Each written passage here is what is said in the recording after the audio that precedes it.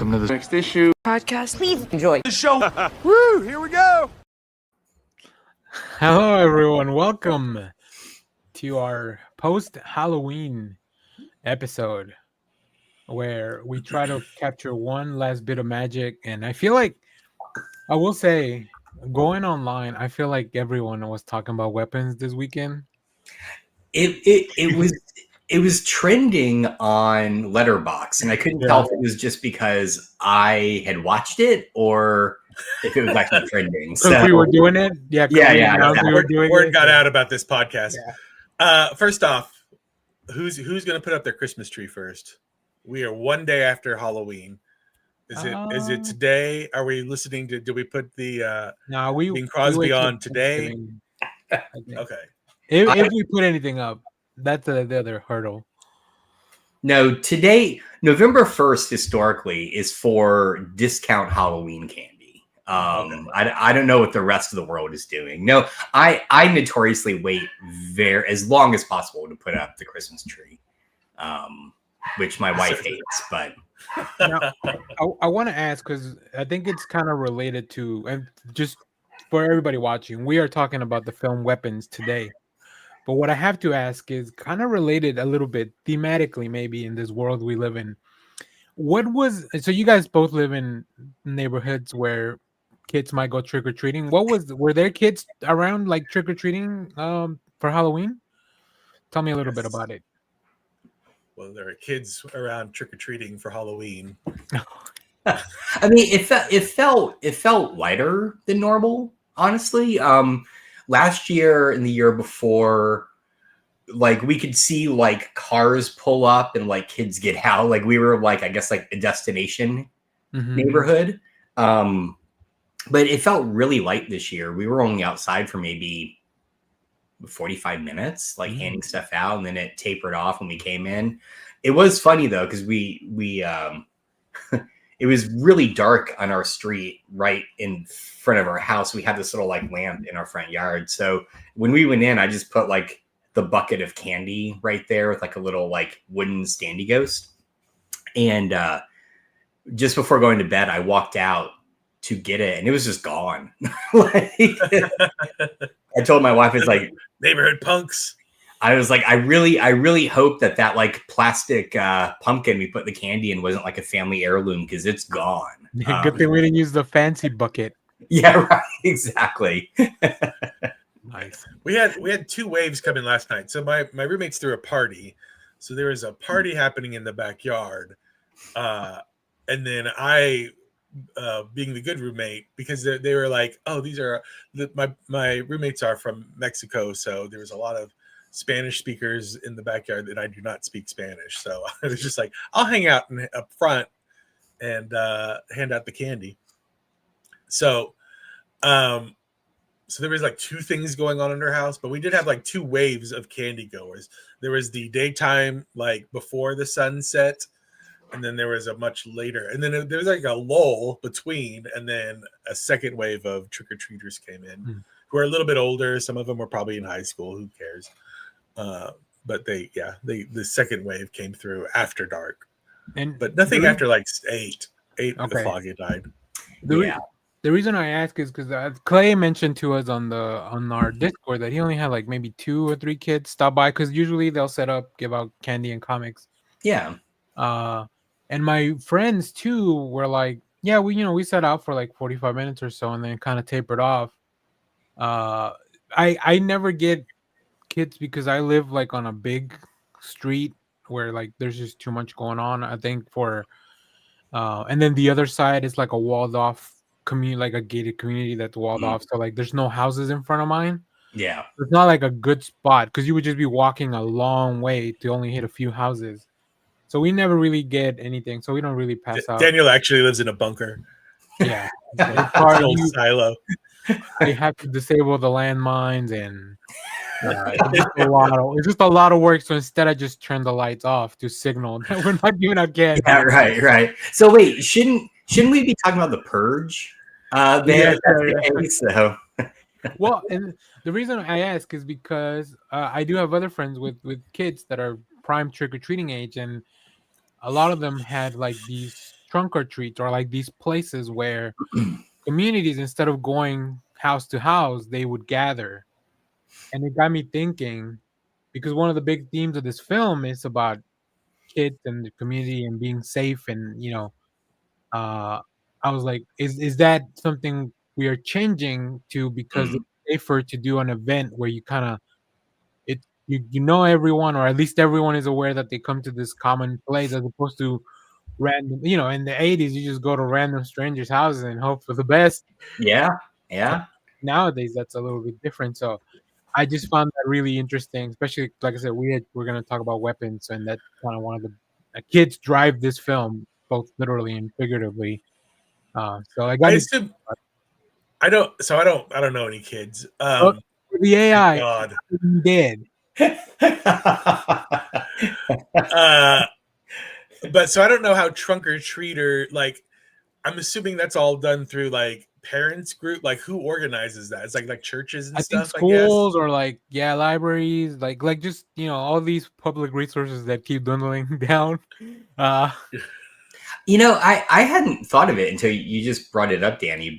And this is a grim thought, but is it safer to do that than just going to a rando's house in the day and age of 2025, where gun happy homeowners are likely to just shoot people?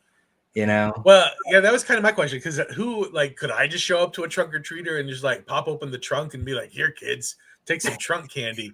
Not with that voice.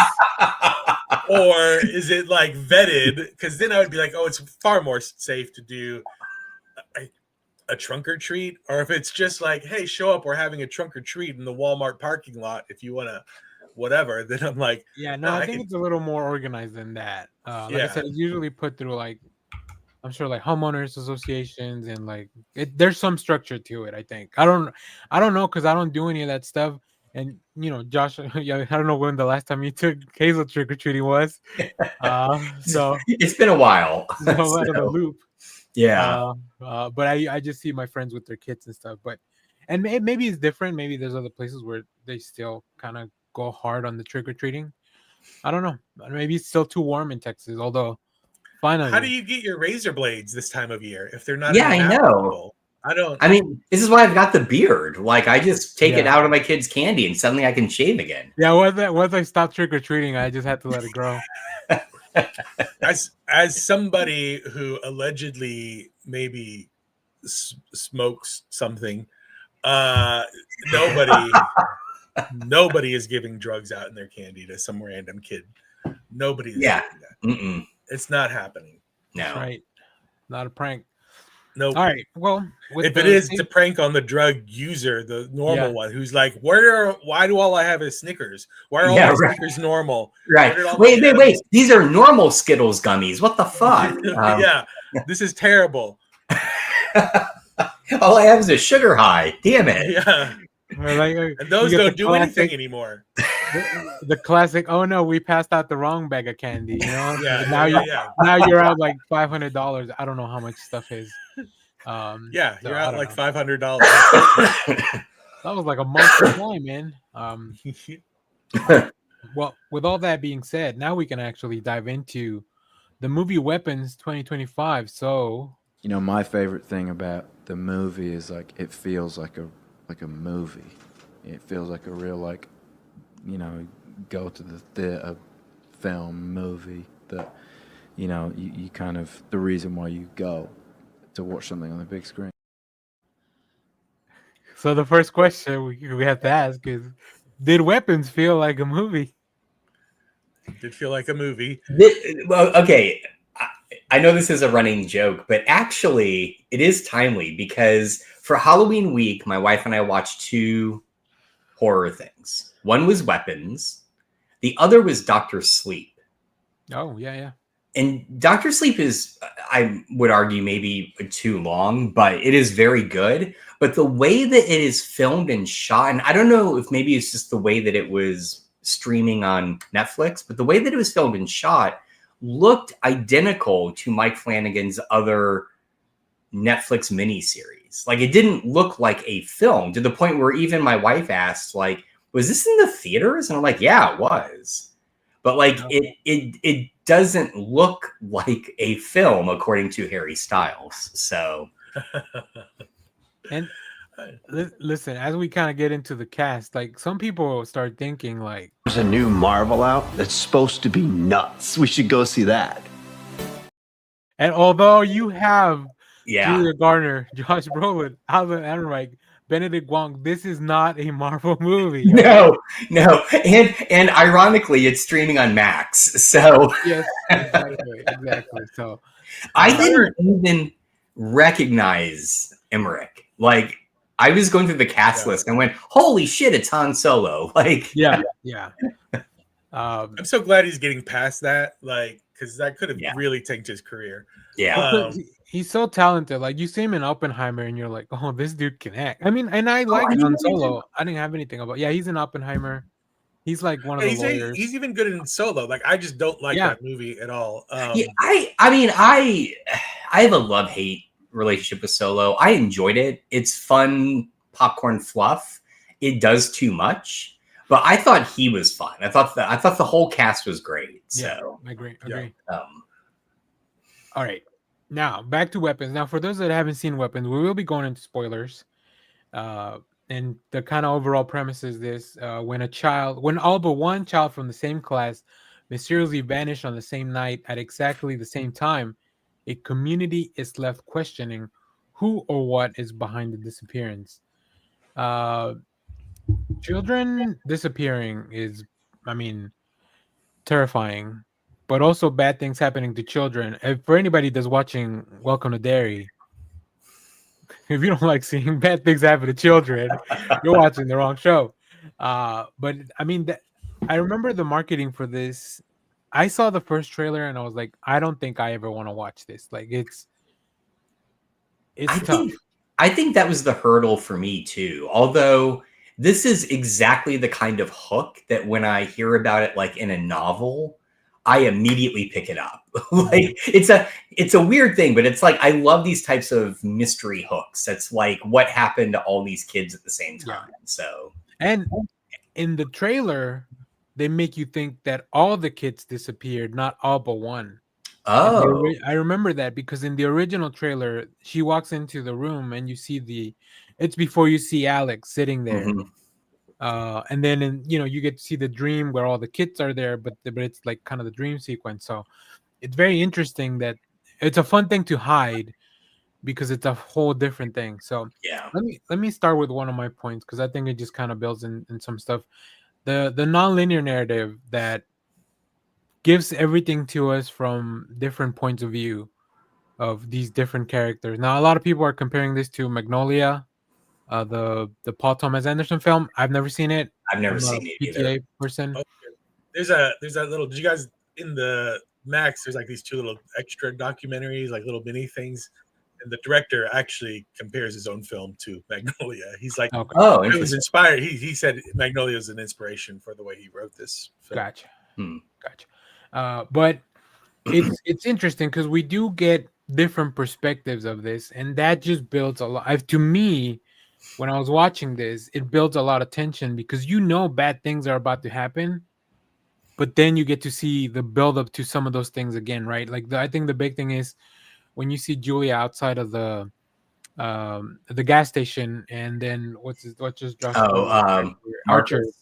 Yeah. Oh, Archer. Well, and Archer confronts her. Yeah. And then you get to see Marcus's perspective, like later on, and you end up kind of seeing everything kind of collide. I thought, like all that stuff, I think is very cool. Like that the way that's presented, and then everything leads up to Alex's point of view, which I think is the most messed up from the film. Oh yeah, and I'll come back to that point when we go through our points because I took something away from that I thought was really interesting about ultimately what the film was doing, I guess. So anyway. Well, Jeff, do you have anything on that? If not, we can go into transition from there to Josh's point on that. No, I just keep thinking that if I were a Marvel comics writer, I would try to sneak in like Thanos talking to the Silver Surfer, and then all of a sudden Wong comes out of nowhere and like starts attacking the Silver Surfer. Just like a little scene from like other movies that Marvel actors are in that aren't Marvel movies that are just like, it's because I do like the whole time I was thinking like Thanos would never do that, you know, or something like that. There's gotta be an artist out there doing that kind of stuff where they're like, you know, you have two actors from the MCU talking to each other, you just dress them up and I did a little fake poster for Weapon. I'll try to find it while we. Oh, awesome. But Josh, you want to transition to your point there? That's kind of connected to this. Yeah, I will. Although it involves the big spoiler in the movie. So go for it. Okay. The audience has been warned. All right, you've been warned.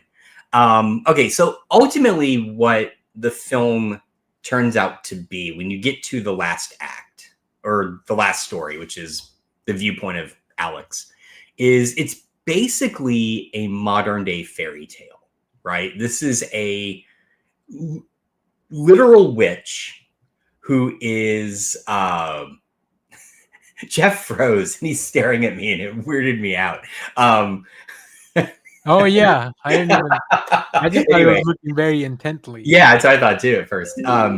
It's a literal witch. So Alex's, I guess, Aunt Gladys or great Aunt Gladys comes to live with them, and she is using certain kind of magical devices to cast spells on people, and it gives her the ability to either control them or cause them to turn into a weapon to attack someone. Yep.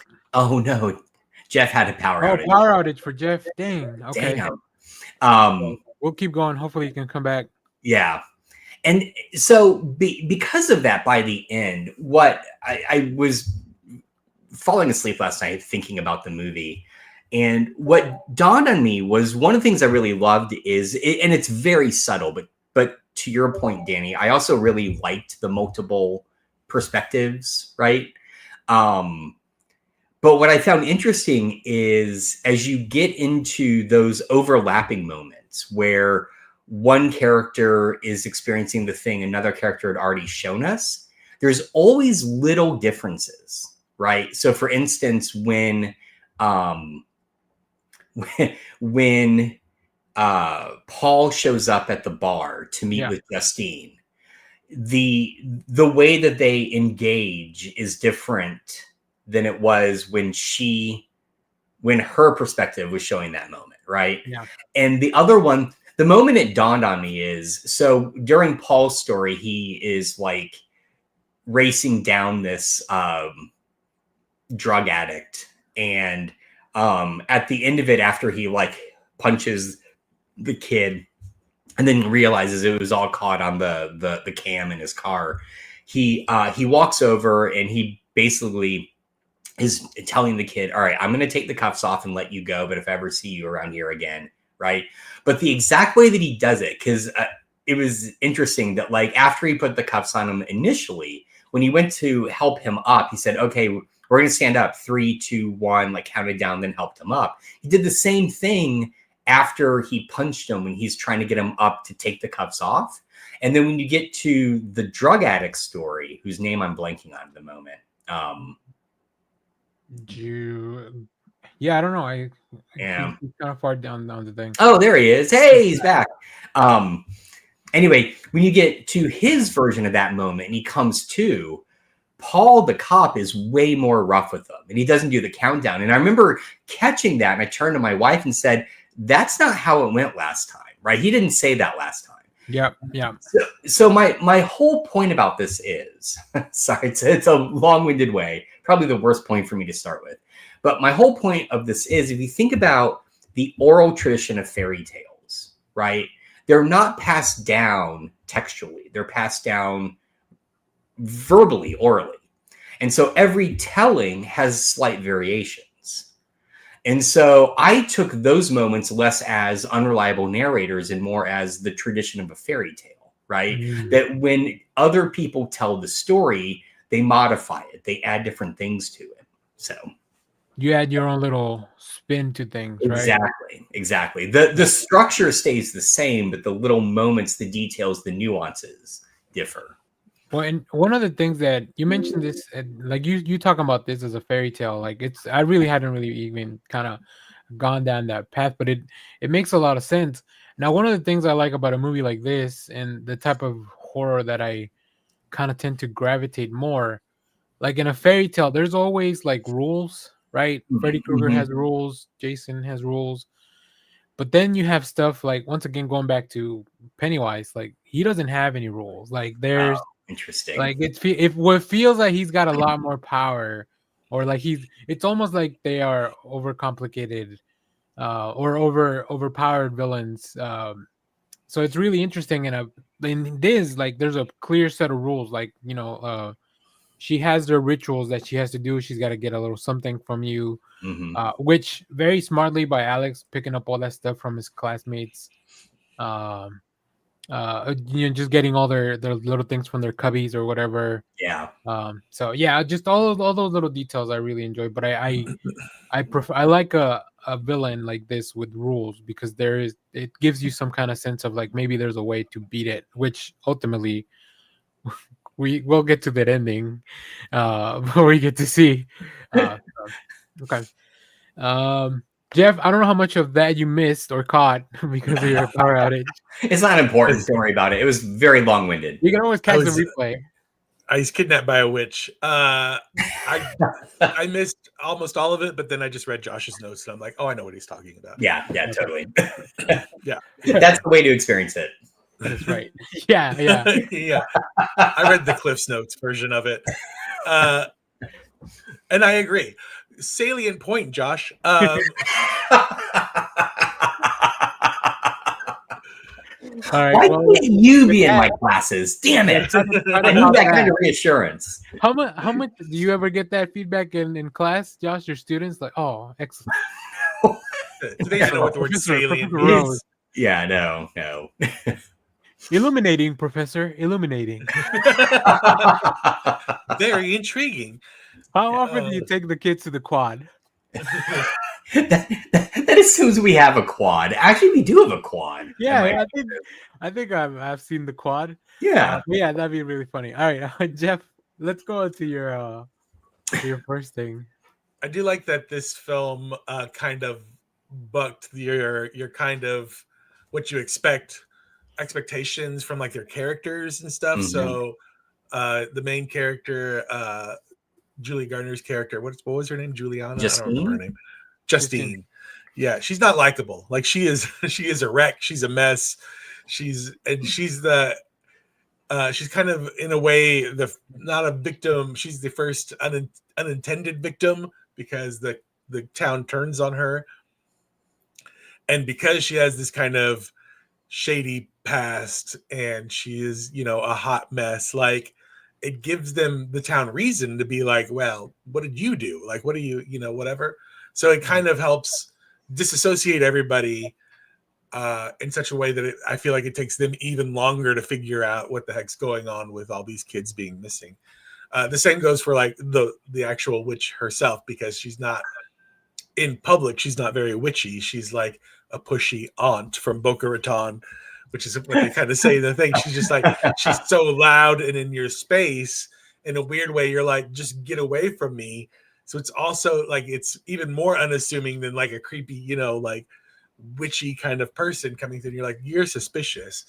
But no, the way she comes across so bold and so like in your space, you're like, get out of my space. I want nothing to do with you. It's all very smart, the way these kind of like, they play against that kind of type, but in a way it works in service of the whole story and film. Yeah, and I agree. First of all, as a millennial, I'm relatable. I think I think that it's fun to have more complex characters that are, like life's complicated, and you're not like, I don't need the hero to be like this super polished individual, outstanding member of the community. Yeah. It's like, do you want your Superman or do you want Batman? Like. Well, I think you get both, but I think it's nice if you're gonna play realism or something like that. Then it's good to have it's good to buck those kind of expectations. Also, the one thing I'm like, whenever there's kids involved in a school, I'm like, Yeah. how?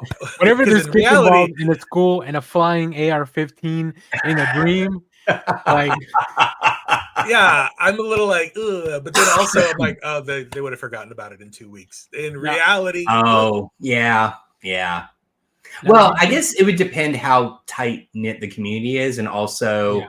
like the one news article about it on the radio or was Yeah. on the radio, so it suggests that like local news is really tapped into it, but maybe Right. like Yeah. beyond that.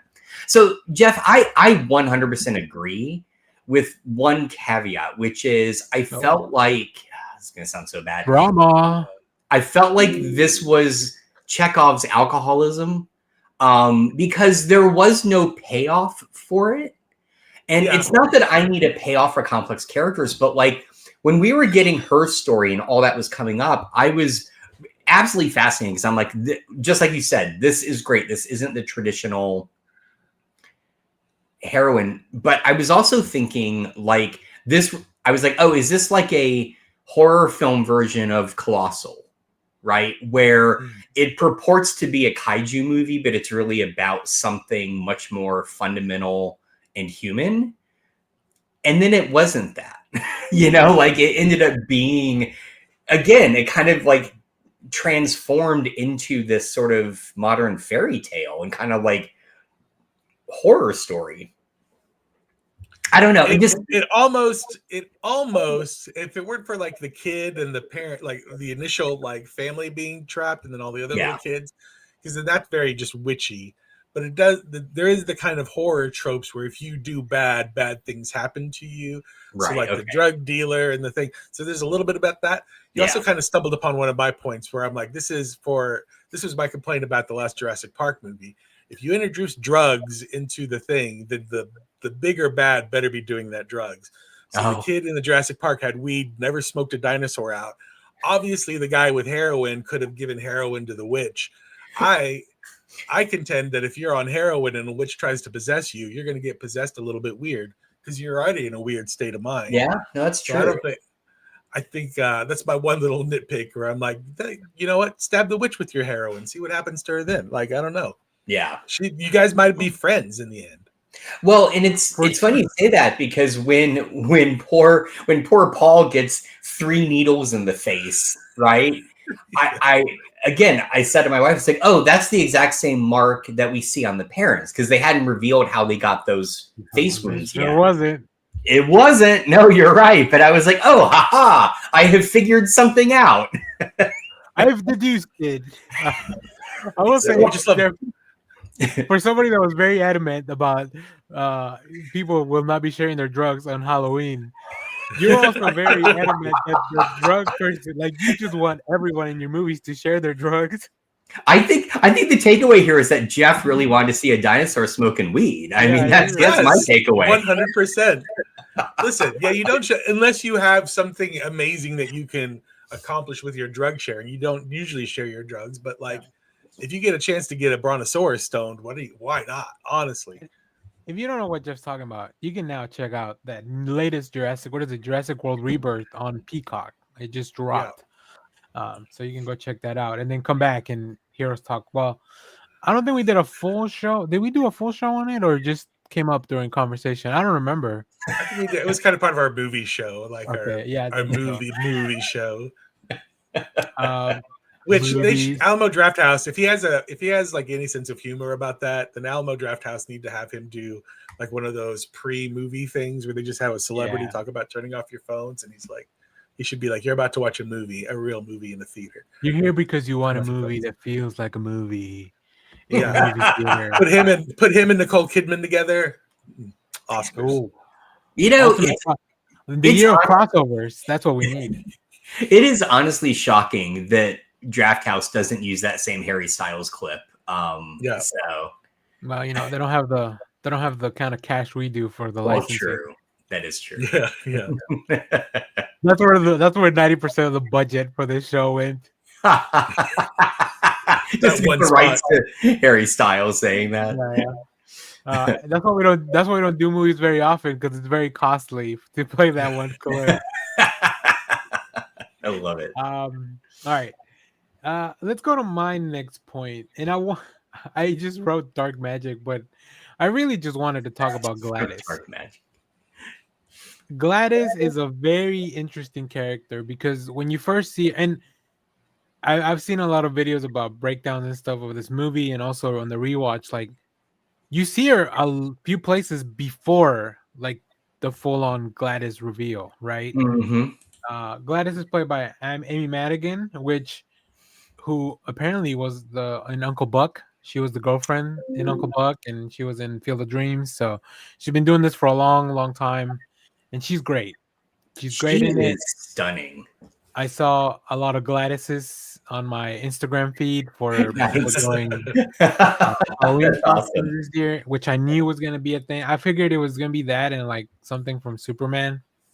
Probably that was like the biggest thing. But yeah, Gladys was big. She's such a terrifying villain because it's just like the worst kind of villains are those that are just like they don't really have like a big nefarious plan. They're just being evil to like for their own selfish purposes, right? Yeah, like in this case, she's a witch, and they don't really explain everything. It's just like here's what we're gonna tell you about it. You know, draw your own conclusion. So like, she's a witch that's been surviving for maybe an inhumanly long time by taking the life force from people through her magical tree. There was one point where because she goes to meet the principal and she talks about how the family has consumption. I love that. And like they talk about how like, well, that's supposed to clue you into how long she's been around because who has consumption. And I'm like, well, with RFK in doing the health thing, I would have been like, oh, they're anti-vaxxers. I get it. Okay. No, that makes sense to me. That totally makes sense. In today's day and age, I get it. Yeah. Came full circle. Yeah. We got bring it all back again. I do also like how, and this just dawned on me this morning, but like how her presentation, the arc of it, because for the first third of the movie, she is just this terrifying clown-like woman that is terrorizing everyone. She's the jump scares too. Yeah, she is. Yeah, and then when you get the reveal of her meeting the principal, the way that her makeup is, it's almost like Heath Ledger's Joker. Like the lipstick is a little far. So it's like this middle point of like, she's not as terrifying as she looked normally. She just looks like a woman who put on too much makeup. But then as the film progresses and we get into Alex's point of view, she's almost entirely shown without makeup, right? So it's like she goes from this like, almost like not comically, but like this like scary figment type presentation to just like an old woman. Mm-hmm. And I think that is really powerful when the last event happens. So Josh, you're saying there's nothing scarier than an old woman? All right. Interesting. Damn, I really walked into that one, didn't I? Shit. I agree. The views of Josh and Jeff apparently do not represent those of the Next Issue podcast. No, that's so funny. I'm just messing with you, Josh. No, I know. But yeah, it's just a terrifying thing. But I love that there's like, I was talking about rules and structure. There's rules and structure to her magic, right? Mm-hmm. And they, like I said, the movie doesn't really care to explore that. Although, the director has mentioned that there could be a prequel for just like a Gladys prequel, which I think would be an interesting endeavor. But then you're kind of falling into the trap of like the prequels of like, or even Solo, like we don't want to explain, and then does that explanation take away from the allure of the mystery? I would only want to see it if like what happens like right before this, like where she's like, oh, I have to move in, like what or the previous like a previous family right that she's done this to. I would never want to go. I wouldn't want like a Gladys the beginning. I don't need the origin. No, I would want, although Ouija Origin of Evil was actually pretty good. It can be done. I would only want it if actually it was presented as a kind of OG fairy tale. Like it is like 19th century Germany, you know, like that kind of shit. Black Forest. I wouldn't want like Sabrina Carpenter is now glad. Like I wouldn't want something like Hold on a way second. back. Oh, we're getting that now. Hang on. I guarantee there is a XXX parody of this movie. You just pitched I think Hollywood might pick up on Sabrina Carpenter Gladys's. Sabrina Carpenter is a Gladys. But here's little weapons.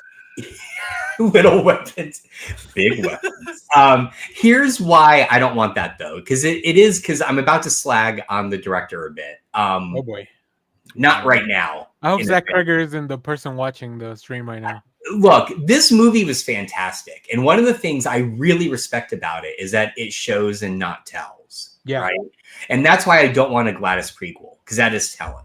Yeah. The thing this does, like I was even reading that the very last scene before the title credits with the voiceover, that voiceover was added later because originally it was just no voiceover. It's just him walking away with Matthew, and audiences thought it ended too abruptly, like test audiences. So, I mean, I like the narration because it gives you a little bit of hope. Yeah, it does. I think that's a nice. It's not the only way to end the film, but it is a nice way to end your film. Nice, sir. I mean, the implication is still that these poor kids are gonna be fucked up. But yeah, and like the parents, they'll probably never come back from whatever. Right. I mean, they got I will say in my Letterboxd review, as soon as I watched it, I wrote down, the new Campbell soup marketing strategy seems way too aggressive. Was this whole movie made as a way to just for the pop top Campbell soup cans? You know, because that's like weirdly a plot point. So it would be funny if you could take like those scenes and then just like impose this voice over like good kind of like oh, that'd be amazing. Like that would be amazing. Child. I think real chicken. One of the saddest things you can show me in a movie is children try to buy their own groceries, right? Like Home Alone. Yeah. That's he's trying to buy his own groceries. Or work a can opener. Yeah. I mean that was again. Well, okay, I'll get into it a bit. So I don't want to. We can transition into that. Oh, okay. Well, I want to applaud the director and probably like the set designer and others. There are so many tiny details in this movie that I think will reward you on a second watching because it's just little stuff in the background. So again, my spidey sense went off when Justine is having her dream of the school, and I noticed that like in the background, with the posters, a lesson plan. And so you have like the parasites, but some of the words didn't make sense. Like the R in the parasite, the top of the R was gone, so it actually looked like parasite or something. It was kind of weird. And the other one is in that same vein, Benedict Wong, Marcus and his partner, they're watching like a show about these ants that get the fungus that kind of inspired the Last of Us and like the cordyceps or whatever, right? So, and the other moment I noticed it is when we're getting Alex's story, and it's kind of the montage of how much time is passing. And he comes home from school like the third time or something, and he walks in the door, and as you see the house slowly degrade into chaos, right? He walks in the door, and the focus is on his parents still sitting at the fucking table. But if you look really carefully, right inside the door, there's just a pile of unopened Amazon packages. Mm-hmm. And so the thing I really like about that, God damn it, I had a point about this. How did I get here? Oh, there was a detail I was going to point out that I mean, we went through the parasites on the classroom background. It was before that. Anyway, it'll come back to me. Okay. The attention to detail was great. Not mine, though. Who's ordering the Amazon packages? That's my question, because I didn't notice that. Well, Jeff, sometimes people order stuff way in advance and then it just shows up, or maybe Listen, they have like a recurring. You can do subscriptions to things for a discount. Yeah. So maybe the mom had already like set up. if the you grocery. click on the extra get 5% cash back if you take your time with the order kind of thing. Yeah. Like that kind of thing. So sometimes if you give us a year, you get $10 off. Yeah. Before you lose it, what is it? Yes, I remember it. It is him opening the first can of soup. And he's like struggling, and then he like bends down, like the soup's spilling out, and it's like it's a little detail, but it's like that's authentic, right? That's like a kid would struggle if they've never used a can opener before. Hell, I still do. So I put horror movies into two kind of genres. There's like one where I'm like, oh, this is a crafted horror movie, and then there's like dumb fun horror movie. Yeah. And this one definitely, I knew this one was in crafted horror movie like zone, when like the premise and the setup is all these kids like ran out of their house at 2:15 in the morning, and I was like, how did none of those kids like set off a house alarm? And then like the very next line was like, they knew it was 2:15 in the morning because all the Ring cameras caught all the kids and all the like the thing. And I was like, now it makes sense to me. Now I'm like, my dumb one question to kick off the premise, like they answered it immediately. So we had that same moment, because when they started to tell Alex's story and you knew the kids are in the basement, my wife said, wait, didn't the cops say that they like inspected his house? And I was like, yeah. And then the very next scene was her getting the house ready where the kids run out and I guess go hide somewhere before the cops come over. So the only thing I was like, there's no way none of those kids noticed that none of their names were on their baskets anymore. Like, or Justine, because she walks in right after he takes them. Yeah, none of those kids were a little bit like, where's my stuff? No. And I'm kind of curious to go back and watch the dream sequence, because I wonder if those are on the baskets or not. Oh yeah. So that was I will say the little jump scares. There was not a lot of jump scares, but they were scary jump scares. Like, the thing this does well is it uses jump scares sparingly, and then when the violence happens, it comes out of nowhere. And I was like, holy shit, what is happening? I don't want to spoil that scene for anyone, but I was like, it is rare that a violent scene in a movie makes me. No, it's not that one. Okay. It's with. We're gonna talk about the end. No, it's not that one either. It's the scene with Marcus. Yeah. And it is rare that a violent scene makes me feel like queasy.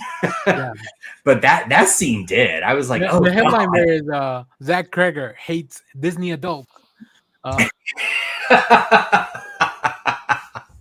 Which I read somewhere. So my daughter's a big Whitest Kids You Know fan.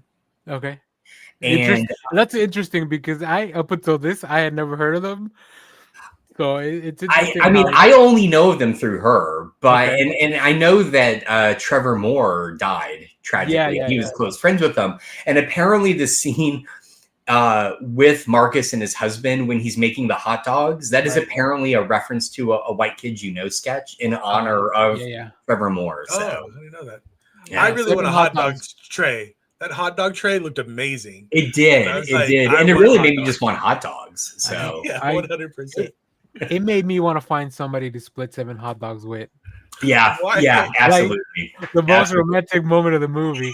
I also love that Christine keeps calling Marcus, and he's such a good principal because he's taking time out of his schedule to he's grocery shopping, and like he's still talking to her. Like obviously all this terrible shit's going on, but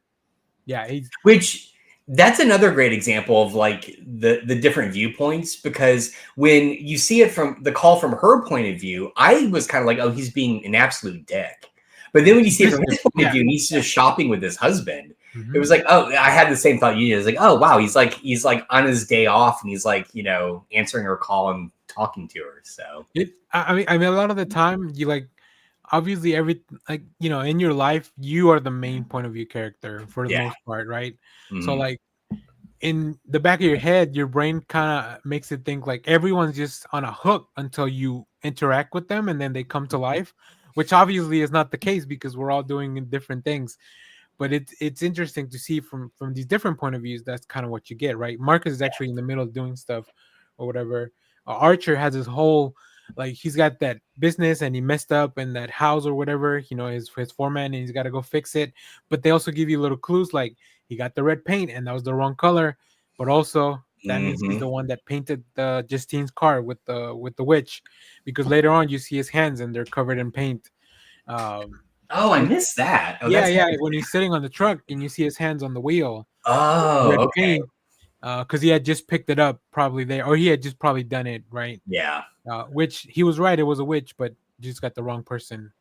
So he's close. He's so close. All right, Jeff, I think you have one. I don't know where we are. So let's start with Jeff. If you have more points, I want to say my last thing to close out things with the ending. So we'll just go through some of you guys' other things before we get to that. The other thing I really liked about this movie, I don't know who the music producer was, but man, they picked some great songs. That George Harrison song at the very beginning that kicks off the whole thing, I was just like, oh, this is such a great song to use for this moment.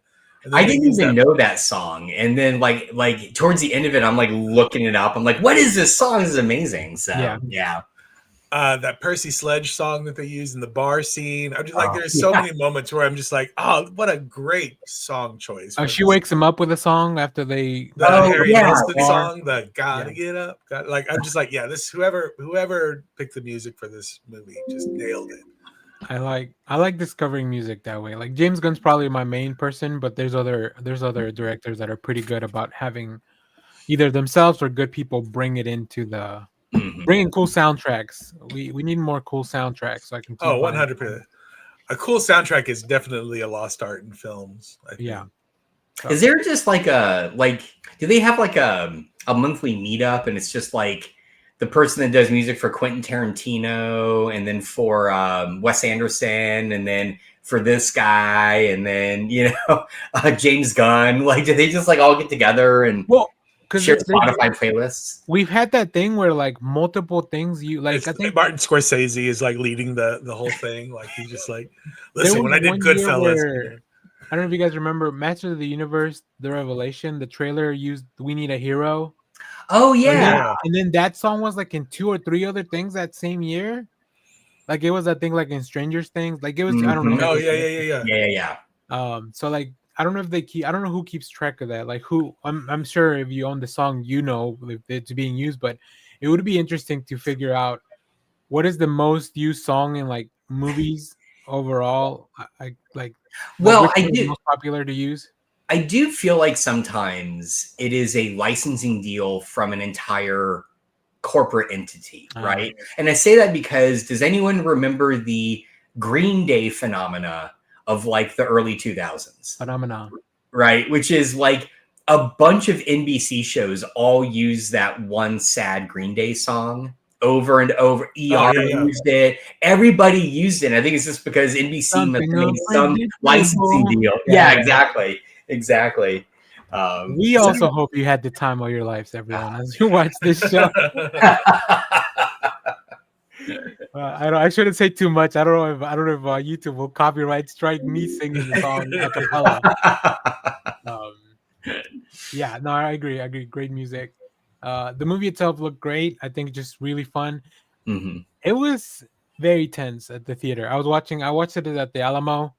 I ordered a sandwich. I had to bring it home because I just didn't feel like eating. Oh wow! Oh yeah, there's some scenes you don't want to be eating food. Yeah, I was like, well, especially after the hot dog stuff. Like, you're like, no, I'm good. Oh God! Can you imagine someone at Alamo scene that's like, "Ooh, you know what? I'll order a hot dog," and like 10 minutes later, it's like, "I don't want a hot dog." Excuse me. Do you think it's when you're headbutting somebody to death? How do you not cave your own head in? That's what I was like. I feel like they don't feel pain very clearly, but it does explain because all of that is shown after we get him attacking Justine at the gas station, and so it explains his face, right? Like his like bulging eyes, his the bruising in the upper half of his head. But yeah, I had that same thought. So like, I wonder if it's the force, like the momentum, because his head was could be. the thing. But I'm just like, how do you not? Yeah, that was just a curious question. It's because he's So hey, doctors. He spewed 10 liters of liquid in front and on him first, so it like softened it. All the stomach acid softened his it was face. lubricated. Yeah. Yeah. All that hot dog flavor water. So what you're eating lunch after this? Big shout out to Limp Bizkit with their hot dog flavor water.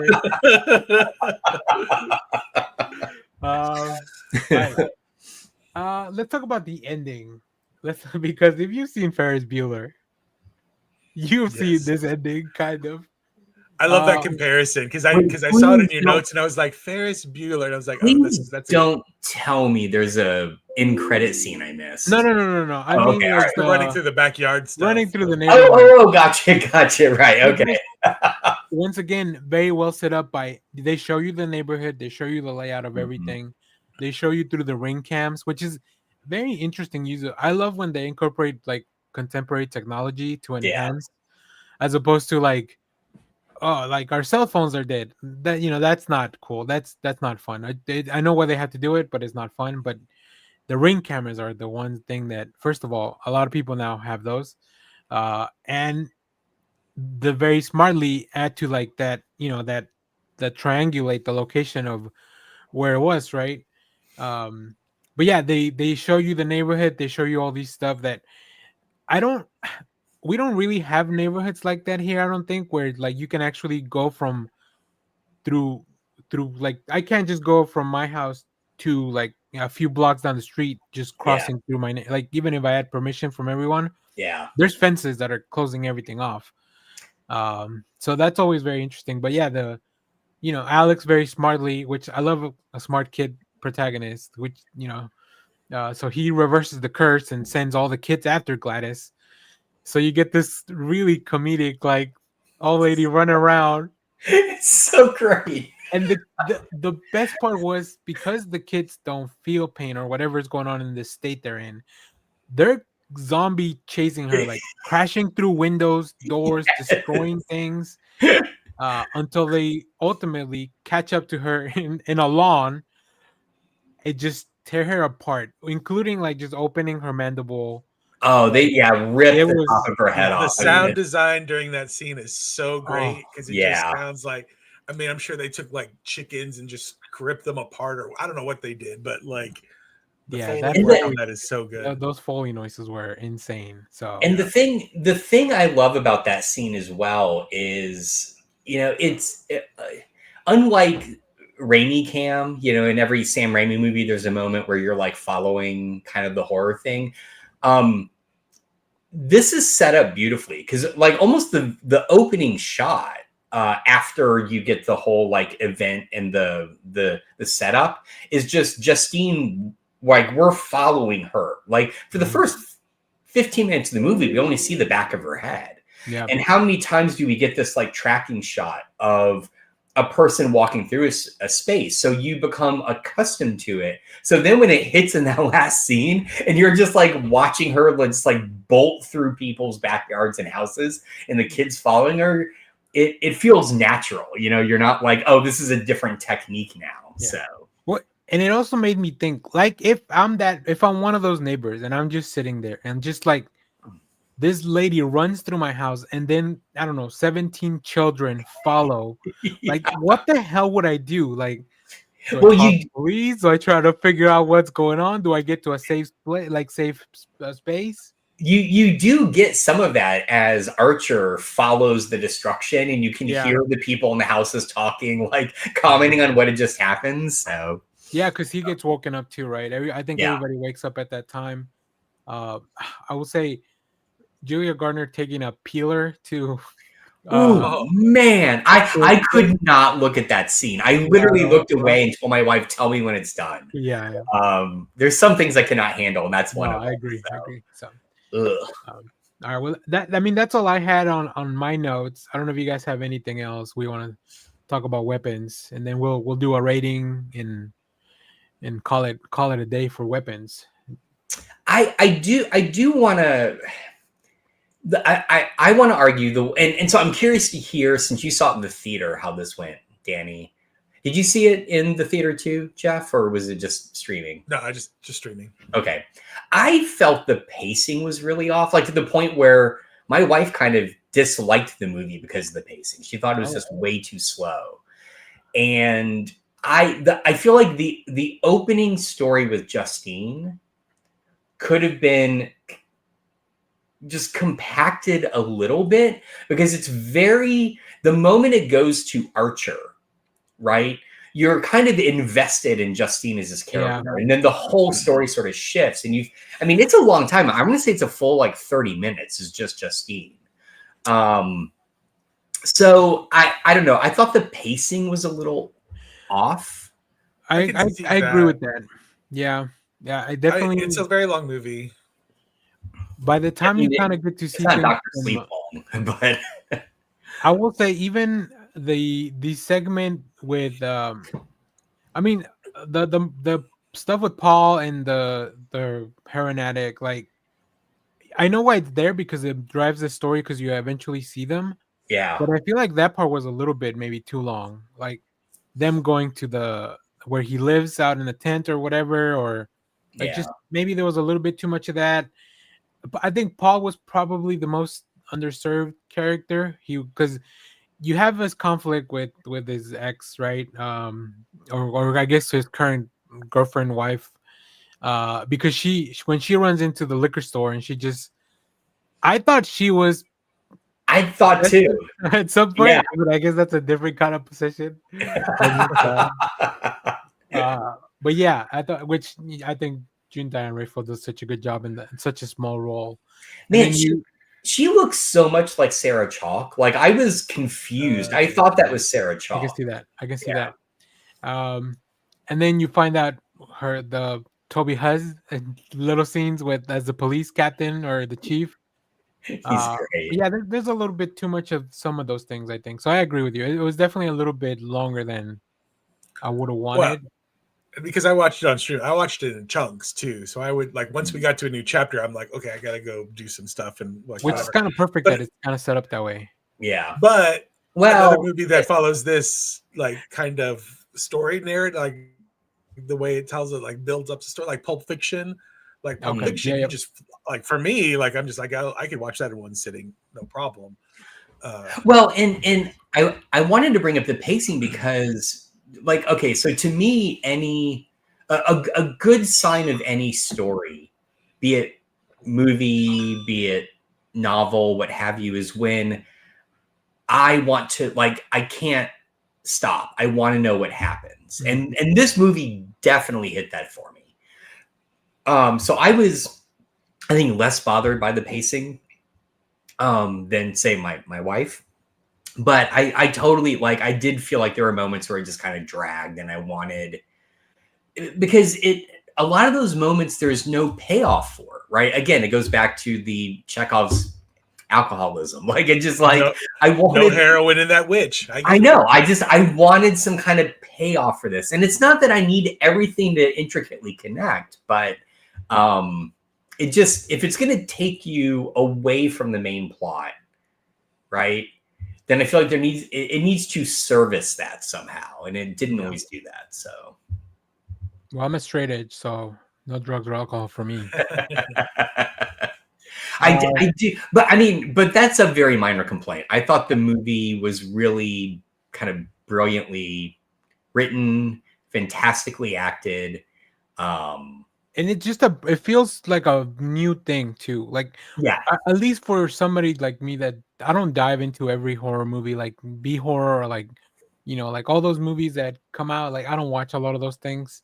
Yeah, I'm sure a lot of these things I'm sure Cregger's is inspired by a lot of stuff that maybe he's seen and put together. But to me, it feels new. I know that people were very interested in producing this because there was the bidding war for the script.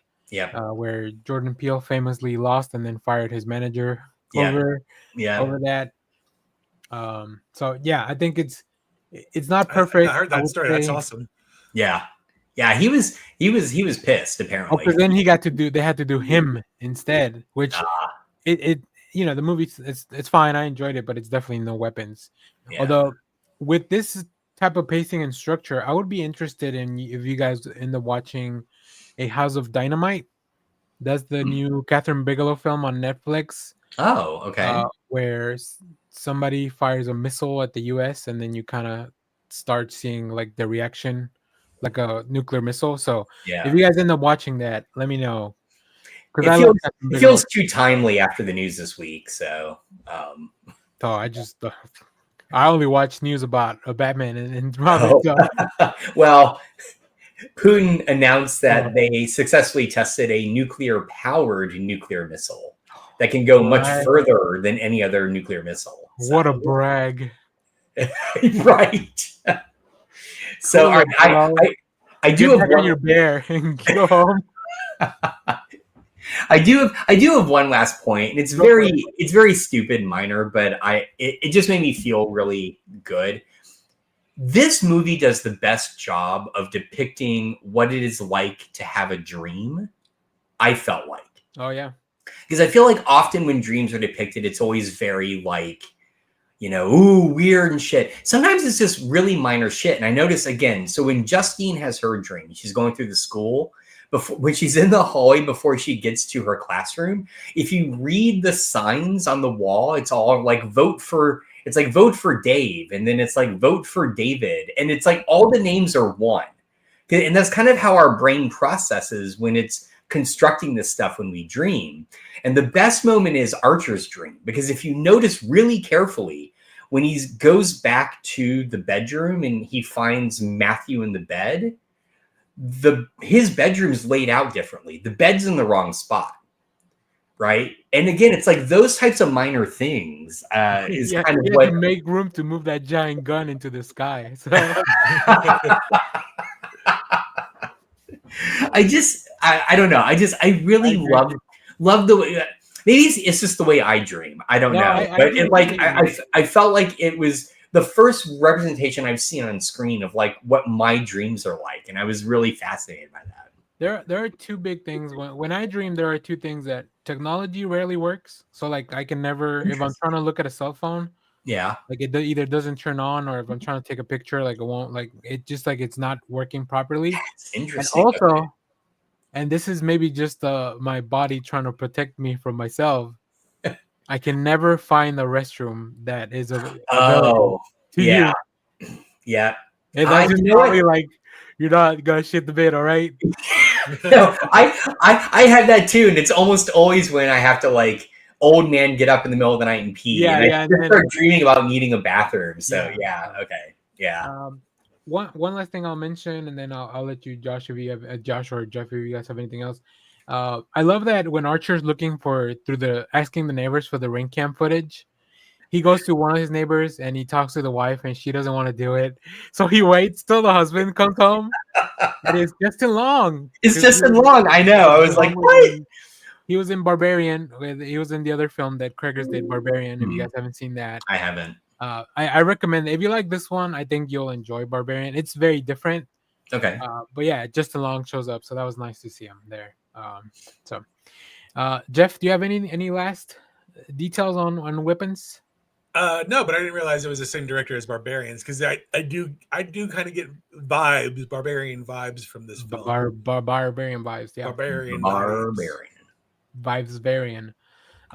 Yeah, okay. We do have Leonard Kim didn't like A House of Dynamite, was disappointing.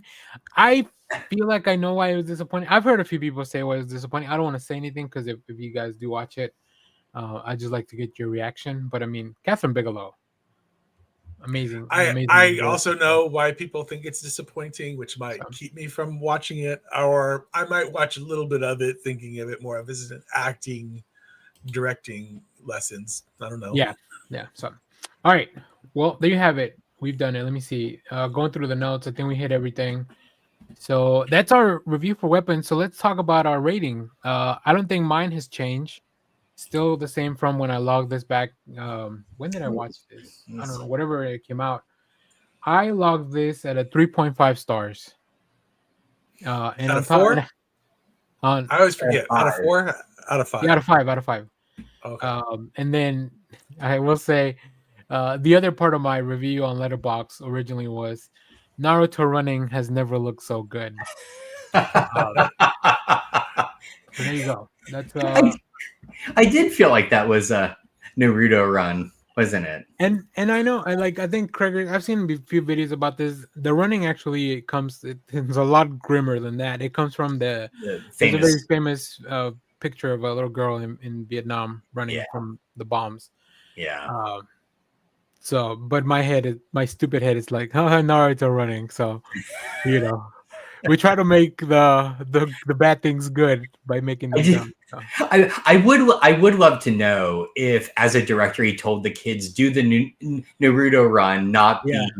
the Or if the kids girl hit replied, by palm. or if one of the kids replied, "Oh, like Naruto," or like, Oh yeah, sure. "Say less, boss." Got it. All right. What about you guys' ratings? Jeff? I would give it a out of 5. I always have a problem with this part. 3.75. I feel like that's cheating. When you get 0.7, I'm like, if it's a 5 thing, it should just be 1, 2, 3, 4, 5. Well, it's like a 4. 7.5, right, out of 10. So it's all right. Yeah, but then just go 1 out of 10. Well, I'm sorry, I didn't 3.75. build Letterboxd. I didn't have control over the infrastructure. There you go. What's it? Yeah. Josh, did you give us a score? I don't think so, I right? did. I gave it 4 stars out of 4 5. stars. Very Yeah. nice. It honestly, it would have been a 5-star movie, I think, except for the pacing and kind of some of these other like little problematic things. But because it was great, it was so good. It's not a Sinners. Like that's what I kept thinking in my brain. Like Sinners, it has 0 issues with it, So I'm looking on Rotten Tomatoes because they have their list because of their score. So Sinners is at the top of the horror films in this year. Yeah, makes This sense. one's sitting at number 7. There's a bunch of stuff I haven't seen in between, like Companion, something called Oddity, the VHS film that just came out, the anthology film. But I will recommend, if you haven't seen Heretic, that's a Oh, good one. Or if you have HBO because you watch this, Bring Her Back is also very good from from the director duo that gave us Talk to Me, the one movie about the hen in Australia. Mhm. I don't know if you've seen that. And then also Black Phone 2, Final Destination. If you still need a few horror recommendations, you can. There's a lot of fun stuff to watch nowadays. is Heretic the one with Hugh Grant? Correct. Okay. Where the what is it? Latter-day Saint Church missionaries go try to recruit them or whatever. I don't know whatever they do. Yeah. That's on something streaming. I think that's on Max as well. Oh, is 'Cause it? I think I feel like that's where I Substance is on Max, I think, also. It's hard to tell because Max rotates things out, or HBO Max rotates things out. Well, And- until either Paramount or Netflix buys them. So You mean HBO Netflix? I thought they're gonna split the thing, right? The Netflix is gonna keep the WB part, and then Paramount's gonna keep the garbage. Part. Discovery. Yeah, there you The go. Discovery part? Which is God, I hope so. which sucks because like Discovery was not the garbage part of this. Like when I grew up, like you went to the Discovery Channel to learn. Yeah. No, The not same as the anymore. Learning Channel. Yeah, exactly. I was about to say the Learning Channel, TLC. All right. Before we close out, a few things just to keep you. I don't know what we're doing next week or if we're having a show. We'll figure it out. Just stay tuned. But what you can do if you're not tired of my voice, but you don't want to see these two guys next to it, you can go check out my interview with comic creator Tini Howard. That's That was live awesome. on the show. Yeah. Great That's guest. fantastic. And go check out her book, Marian Heretic. Also, I've made 7 shorts with recommendations for Halloween reads, but I ended up putting them in one video as well. And then I think tomorrow at some point, I don't know if we'll be at the same time. I got to talk to these guys about that. But we will talk about comics for the week and our usual Sunday affair. We got to fall back overnight. Oh, I forgot. That's tomorrow too, huh? Yeah, You know what? it's It gonna be doesn't awesome. matter. I'm up at 6 in the morning, regardless of what day it is. I What? guess I just go to I think I go to sleep too early too. That's the problem, and it keeps getting worse. So I just need to. I have with reverse jet lag. There are times of that Sunday show. I'm like, I'm gonna get there right 1 minute before we go live. Well, tomorrow you should have an extra hour, right? I think that's how we fall back. No, because he should enjoy the extra hour in bed. You're right. Tomorrow shows at 8:30, just to keep Jeff at the same time. We're going even earlier. All right. Anything else from you guys? Any plugs? No, I will say, Josh, I love the Jen's costume and one of the shorts she did with the mullet. Excellent. Yeah. Maybe she'll let you borrow the mullet one day and you can wear it to the show. I think that when we do our fingers crossed. What's that David Spade movie? Oh, Joe Dirt. When we do our Joe Dirt show. Yeah. We'll all bring mullets. Oh, that'd be good. All right. Cool. Well, thanks for watching, everyone. Stay tuned. Like I said, a bunch of cool stuff coming to the channel. Maybe more creator interviews. I don't know. I've been sending out a lot of emails. Awesome. So we'll see. All right. Bye, everyone. Bye, guys. The most important thing in life will always be El Bebo. I love you. Simon Center, get the fuck out. All right. Bye. Get out of here, you weirdo.